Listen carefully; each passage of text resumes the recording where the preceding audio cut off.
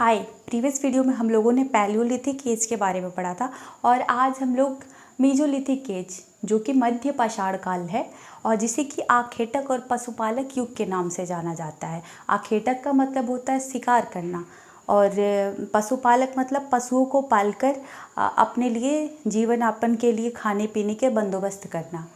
अब देखो इसका टाइम स्पान कब स्टार्ट होता है तो 9000 BC से लेके एक मध्य युग का आरंभ होता है जिसको कि हम मध्य पाषाण युग कहते हैं। और शिकार करके मछली पकड़ कर खाद्य वस्तुएं बटोर कर इस युग में जीवन यापन किया जाता था। अब इनके औजार जो होते थे उनको माइक्रोलिथ्स कहा जाता था। छोटे पत्थरों से बने हुए औजार रहते थे, इसलिए इस युग के औजार को हम माइक्रोलिथ्स कहते थे।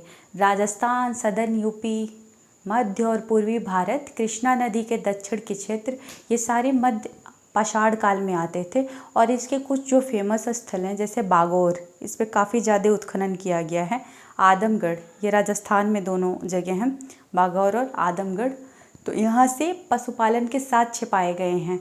अब भीमबेटका में 500 से अधिक चित्रित गुफाएं पाई गई हैं। और ये जो भीमबेटका की जो गुफा है ये पूरा पाषाण काल से लगाए मध्य पाषाण के काल के टाइम में विकसित हुआ था। और ये चित्रकारी जो पाई गई है तो ये दोनों युग की चित्रकारी इसमें पाई गई हैं। इसी प्रकार बेलन घाटी जो कि मिर्ज़ापुर में पाई जाती है, यहाँ पे तीनों अवस्थाएं यानी कि पूरा पाषाण काल, मध्य पाषाण काल और नव पाषाण काल के स्थल पाए गए हैं। अब देखो नव पाषाण काल जिसको कि नियोलिथिक एज के नाम से जाना जाता है। मेहरगढ़ पाकिस्तान में सुना है, बलूचिस्तान प्रांत में जो एरिया है मेहरगढ़, वहाँ पे नवपाषाण स्थल पाए जाते हैं। इसके अलावा इसकी विशेषताएं क्या थी तो पालिशदार पत्थर के औजार पाए जाते थे, पत्थर की कुल्हाड़ी पाई गई है। और कश्मीर वाला जो क्षेत्र है जहाँ पे नवपाषाणी का स्थल पाए गए हैं वहाँ पे गर्तावास गड्ढे पाए गए हैं। मृदबांध, अलग अलग तरीके के मिट्टी के बर्तन पाए गए हैं, हड्डी के औजार पाए गए हैं। ये सारे नवपाषाण स्थल में पाए गए हैं। आप देखिए बुर्जहोम, गुफकराल, बुर्जहोम जो कि कश्मीर में है, यहाँ पे भुर्ज वृक्ष का स्थान पाया गया है और खेती के साक्ष्य पाए गए हैं। दूसरा है गुफकराल जिसको कि कुम्हार की गुफा के नाम से जाना जाता है और यहाँ पे कृषि और पशुपालन का साक्ष्य पाया गया है। अब पहले ही मैंने बता दिया कि ये जो नवपाषाण काल है इसमें पालिशदार औजार मिलते थे और हड्डी के उपकरण भी मिलते थे। और बुर्जहोम इसलिए भी फेमस है क्योंकि वहाँ पे जो मालिक का शव होता था अपने पालतू कुत्तों के साथ कब्रों में दफनाया जाता था। इसके अलावा चिरांद जो कि पटना से लगभग 40 किलोमीटर पश्चिम में वेस्ट में स्थित है, यहाँ पे हड्डी के अनेक उपकरण पाए गए हैं, खास करके हिरण के सिंगों द्वारा बनाए गए उपकरण पाए गए हैं। अब देखिए इसको दूसरा समूह जो था, ये तो हम नॉर्थ इंडिया के समूह जो बताएं आपको स्थल, बुर्जहोम, गुफकराल, चिरांद। इसके अलावा जो गोदावरी के दक्षिण वाला हिस्सा है यहाँ पे भी नवपाषाणी का स्थल पाया गया और इसको दूसरे समूह के अंतर्गत कैटेगराइज किया गया।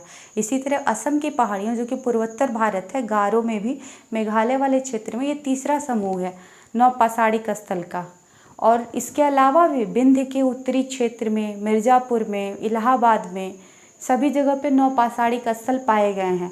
अब इलाहाबाद में एक चीज़ और हुई थी, 6वीं सेंचुरी BC में यहाँ पे चावल का उत्पादन किया जाता था, इसके साक्ष्य मिले हैं।